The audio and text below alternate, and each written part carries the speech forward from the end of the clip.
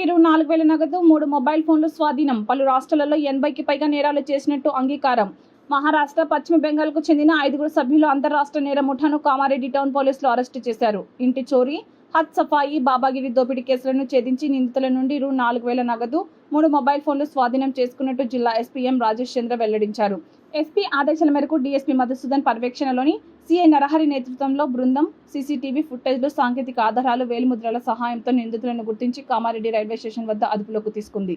విచారణలో నిందితులు July 28న కామారెడ్డిలోని SBI Indiranagar శాఖ వద్ద హత్ సఫాయి పద్ధతిలో రూ. 15,000 నగదు అపహరించినట్టు, ఆగస్టు 4న జయశంకర్ కాలనీలో తాళం వేసిన ఇంటిలో చోరీ చేసి రూ. 2,000 నగదు దొంగలించినట్టు అంగీకరించారు.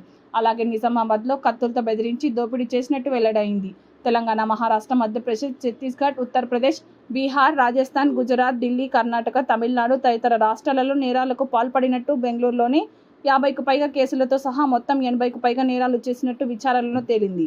కేసును వేగంగా ఛేదించిన సీఐ నరహరి, ఎస్ఐలు, సిసిఎస్ అధికారులు, పోలీస్ సిబ్బంది జిల్లా ఎస్పీ అభినందించారు.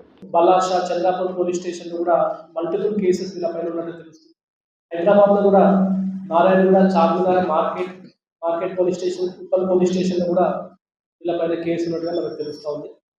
ఇది కాకుండా బెంగళూరులో సుమారు 40 నుంచి 50 కేసులు కూడా వీళ్ళపైన ఉన్నట్టుగా తెలుస్తుంది. వాళ్ళ నుంచి కూడా టీం వచ్చి వీళ్ళని వెరిఫై చేస్తారు. మన జిల్లాలో నిన్నటి రోజున ఒక నైట్ హెచ్పి రిపోర్ట్ అయ్యింది. ఆ నైట్ హెచ్పిలో మనకి 2,000 రూపాయలు పోతే అది కూడా రికవర్ చేయడం జరిగింది.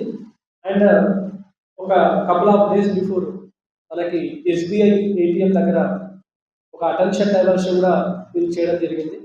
ఈ అటెన్షన్ డైవర్షన్తో వీళ్ళు ఒక అమాయకమైన ప్రజలు ఎవరైనా అమౌంట్ విత్డ్రా చేసుకుంటే వాళ్ళను మేము లెక్కించిస్తామని చెప్పేసి నమ్మించి వాళ్ళ దగ్గర 50,000 రూపాయల కట్ట తీసుకొని అది లెక్కబెట్టి అందులో 15,000 రూపాయలు వీళ్ళు తీసేసుకోవడము, ఇటువంటివి కూడా మనకి వీళ్ళు చేయడం జరిగింది.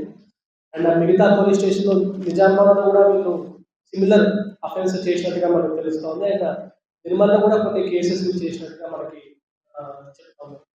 సో ఈ టీము వీళ్ళు అఫెన్స్ జరిగిన వెంటనే ఐదర్ బస్సు కానీ లేకపోతే ట్రైన్ కానీ తీసుకొని మిగతా లొకేషన్కి చేంజ్ చేస్తూ ఉంటారు. సో మన ఏరియాకి వచ్చిన తర్వాత 2 అఫెన్సులు చేసిన తర్వాత వీళ్ళు రైల్వే స్టేషన్ దగ్గర వెళ్ళిపోదామనే ప్రయత్నంలో మనకి ఇన్ఫర్మేషన్ తోటి వీళ్ళని సభ్యుల్ని పట్టుకోవడం జరిగింది. అండ్ వీళ్ళ దగ్గర నుంచి 3 cell phones and 4,000 rupees cash కూడా రికవర్ చేయడం జరిగింది. ఈ ఆపరేషన్లో చాలా అత్యద్భుతమైన ప్రతిభ ప్రదర్శించిన డిఎస్పీ గారి team, inspector Narahari and Sai Krishna sub inspector and CCS సిబ్బందిని కూడా నా తరఫున, డీజీ గారి తరఫున కూడా ప్రత్యేకంగా అభినందనలు. సపోర్ట్ అవుతుంది. అందులో మన రామారెడ్డి నుంచి ఒక కపుల్ ఆఫ్ డేస్ బ్యాక్ మనము ఒక గ్యాంగ్ని, ఆర్గనైజ్డ్ క్రైమ్ వాళ్ళ గ్యాంగ్ని మనం పట్టుకోవడం జరిగింది. వాళ్ళు ఏం చేస్తారంటే, అతను దుబాయ్కి వెళ్ళి రిటర్న్ వచ్చారు. అక్కడ ఫ్యూజన్ 9 అనే కంపెనీలో అతను కొంతకాలం పనిచేయడం జరిగింది. ఆ ఫ్యూజన్ 9 అనే కంపెనీ ఒక బెట్టింగ్ అప్లికేషన్ రన్ చేసే కంపెనీ. అక్కడ నుంచి అతను సిమ్ కార్డ్స్ అవన్నీ తెచ్చుకొని దాంతో ఇతను వాట్సాప్ కాల్స్ ద్వారా ఈ కస్టమర్స్ మాట్లాడి కొంత అమౌంట్ వాళ్ళ తీసుకొని బెట్టింగ్ అప్లికేషన్లో వాళ్ళతో డిపాజిట్ చేయించింది. ఆ రోజు అతని ల్యాప్టాప్ చెక్ చేస్తే సుమారు 7,000+ కస్టమర్స్ నెంబర్స్ డీటెయిల్స్ మనకు దొరికాయి. అందులో one of the person Vizag నుంచి ఆపరేట్ చేస్తున్నట్టుగా మనకు తెలిసింది. సో ఆ పర్సన్ని ఈరోజు మనం పట్టుకోవడం జరిగింది. అండ్ ఆ పర్సన్ దగ్గర కేవలం future9.com కాదు, మిగతాది శాట్ స్పోర్ట్స్ అనే ఒక బెట్టింగ్ అప్లికేషన్ కూడా అతను వాడుతున్నట్టుగా తెలుసుకున్నాము. ఇతను కూడా ముత్యాల నాయుడు, ఇతను వెల్లంకి గ్రామం, చీడికాల మండలం, అనకాపల్లి జిల్లా. ఇతను ఆంధ్రప్రదేశ్కి చెందిన వ్యక్తి. ఇతను కూడా వీళ్ళతో కొలాబరేట్ అయ్యి ఆ ల్యాప్టాప్ని మన రామారెడ్డిలో ఉన్న అరెస్ట్ అయిన వ్యక్తులకు ఇతనే ఇచ్చినట్టుగా మనకు తెలుస్తూ ఉంది. ఇంకా ఫర్దర్గా వీళ్ళని ఇంట్రాగేట్ చేస్తే ఫర్దర్గా వీళ్ళు ఎంతమంది ప్రజల్ని మోసం చేశారనే విషయం తెలుస్తుంది. సో ఆ క్రైమ్ సంబంధించి 3 వ్యక్తులు కూడా అరెస్ట్ చేయడం జరిగింది. ఈ అరెస్ట్ కూడా చాలా కీలక పాత్ర వహించిన డిఎస్పీ గారి టీం కూడా ప్రత్యేకంగా రిపోర్ట్ అయింది, అఫెన్స్ జరిగింది, హౌస్ బ్రేక్.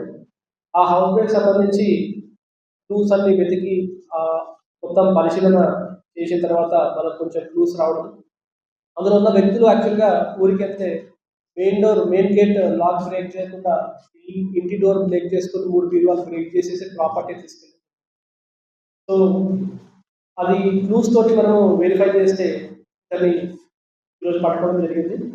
అతని డీటెయిల్స్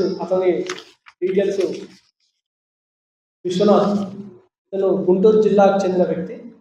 ఇతని దగ్గర నుంచి సుమారుగా మనము బంగారం 3.5 తులాలు అండ్ బంగారు ఉంగరం 1/2 తులా, వెండి గొలుసులు 20 తులాలు అండ్ నగదు 15,000 రూపాయలు మనము సీజ్ చేయడం జరిగింది. ఇతని క్రైమ్ హిస్టరీ చూస్తే ఇతను మొత్తము 17 క్రిమినల్ కేసెస్లో ఇన్వాల్వ్ అయినట్లు మనకు తెలుస్తూ ఉంది.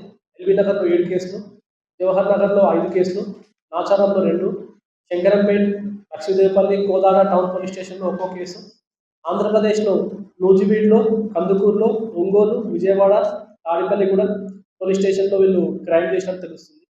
ఇతడిది వీళ్ళ మదర్ ఇన్ లాది బాన్స్వాడ కావడం చేత మన ఏరియాలో కూడా ఇతను అఫెన్సెస్ చేస్తూ ఉన్నాడు. ఇతడు 2 months బ్యాకే జైలు నుంచి బయటికి రావడం జరిగింది. నూజివీడ్లో జరిగిన దొంగతనం కేసులో జైలుకి వెళ్ళి 2 months బ్యాకే రావడం జరిగింది. బట్ బయటికి వచ్చినప్పటికీ కూడా సేమ్ అతను ప్రవృత్తి మారకుండా సేమ్ దొంగతనాలు చేస్తూ ఉన్నాడు. అతన్ని కూడా ఈరోజు పట్టుకోవడం జరిగింది. సో ఇతన్ని పట్టుకోవడంలో కీలక పాత్ర పోషించిన